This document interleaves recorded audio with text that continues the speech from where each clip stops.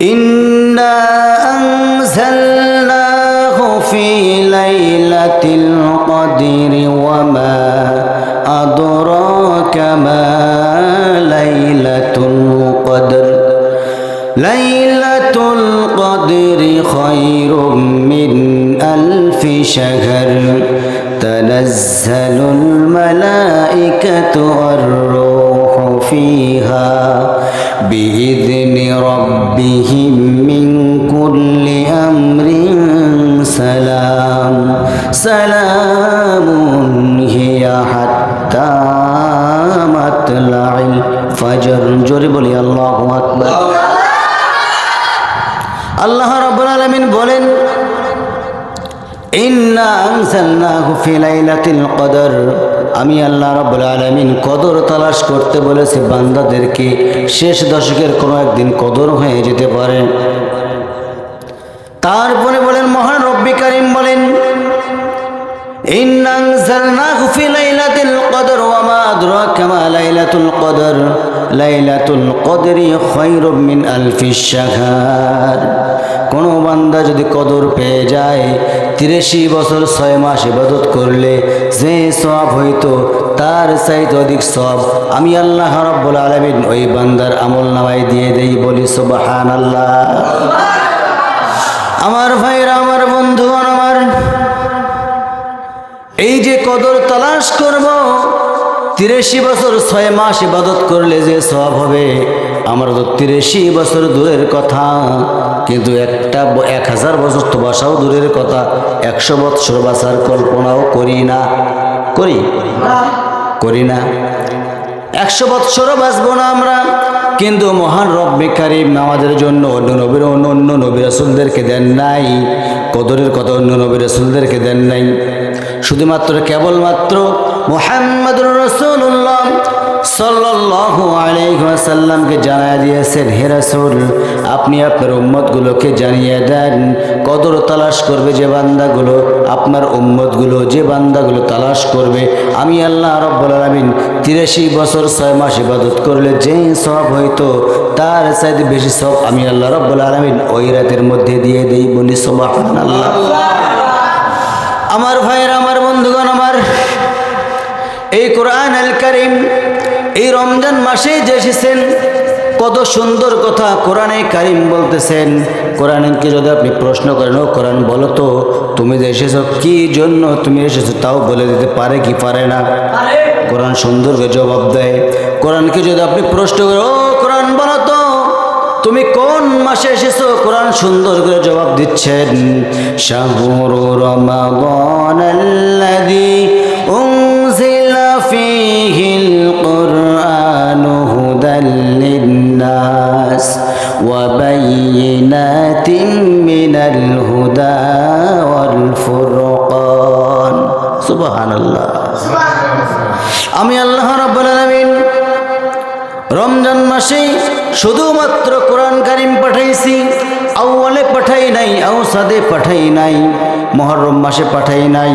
আমি আল্লাহ রাব্বুল আলামিন একমাত্র কেবলমাত্র শুধুমাত্র রমজান কারীমেই কোরআন আল কারীম দুনিয়ার জমিনে প্রেরণ করেছি। বলি সুবহানাল্লাহ।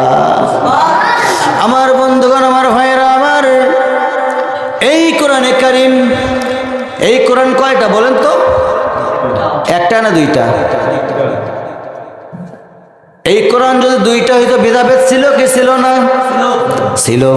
আমার বন্ধুগণ, এই কোরআনে কারীমটা যে আল্লাহ রাব্বুল আলামিন নাজিল করেছেন, কিন্তু কোরআন আল কারীম নাজিল করার উদ্দেশ্য রমজান কারীমে।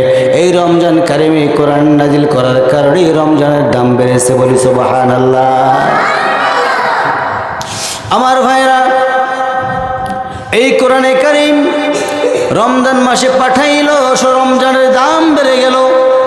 এই রমজান মাসে কোরআন আল কারীম রমজান মাসে পাঠানোর কারণে যদি রমজানের দাম বেড়ে যায়, কোরআন আল কারীমটা আপনি যে জায়গার মধ্যে রাখবেন সেই জায়গার দাম মনে হয় বাড়বে না?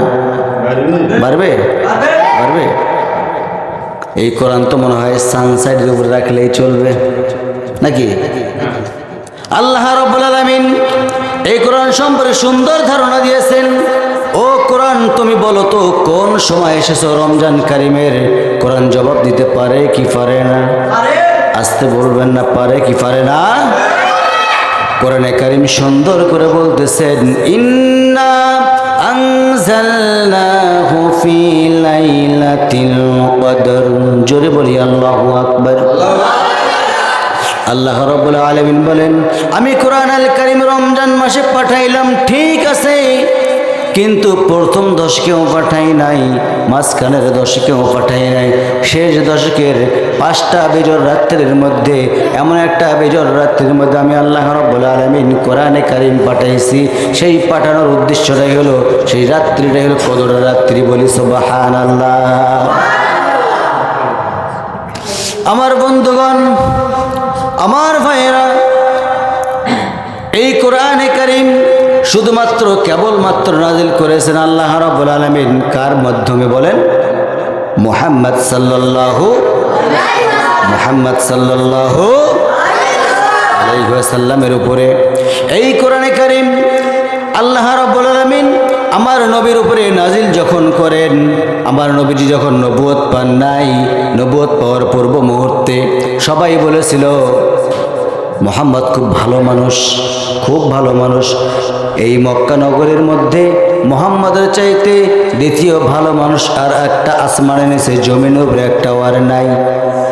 কিন্তু এই কোরআনে কারীম যখন বিশ্বনবী রাসূল কারীম সাল্লাল্লাহু আলাইহি ওয়াসাল্লামের কাছে যখন 40 বৎসর অবতীর্ণ হয়ে গেল, আমার নবীজি কোরআনে কারীম এইভাবে হাতের মধ্যে নিয়ে বললেন, আমি পূর্বের কথাগুলো যেগুলো বলেছি, চুরি করা যায় না, ডাকাতি করা যায় না, জেনা করা যায় না, এই কারণেই আপনারা সবাই বলেছেন আমি ভালো। আজকে যেন কি বলেন আমি জানি না। আমার নবীজি কোরআনে কারীমটা হাতের মধ্যে নিয়ে বললেন, আজকে যিনি চুরি করবেন তার আমি হাত কেটে দেব, যিনি ডাকাতি করবেন তার কোরআনের আইন অনুযায়ী বিচার ফয়সালা হবে, এবং যিনি জেনা করবেন তাকে বুক পর্যন্ত পুঁতে পাথর মেরে নিক্ষেপ করে দুনিয়া থেকে বিদায় করে দেওয়া হবে। আমার ভাইরা ভালো কইরা বলেন তো দেখি, এখন 70 জোর বেশি হইল না কম হইল? কম না বেশি? বেশি হয়ে গেল। কেন?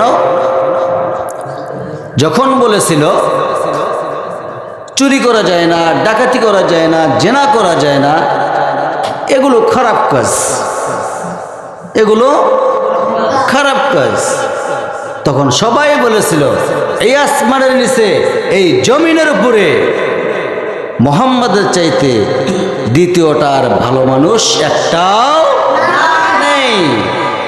কিন্তু যখন কোরআনে কারীম হাতের মধ্যে নিয়ে বলে ফেললেন যে চুরি করবে তার আমি হাত কেটে দেব কোরআনের আইন অনুযায়ী, তখন ওই চোরের আর শত্রু হওয়ার বাকি থাকলো না।